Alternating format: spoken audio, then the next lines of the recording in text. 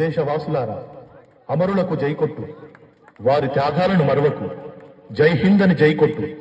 మువ్వన్నెల జెండను ఎగిరేసేటప్పుడు ఒక్కసారి గుర్తు తెచ్చుకో ప్రాణాలిచ్చిన అమరవీరులను. జై జవాన్, జై కిసాన్, జై హింద్, జై హింద్, జై హింద్, జై హింద్, జై హింద్.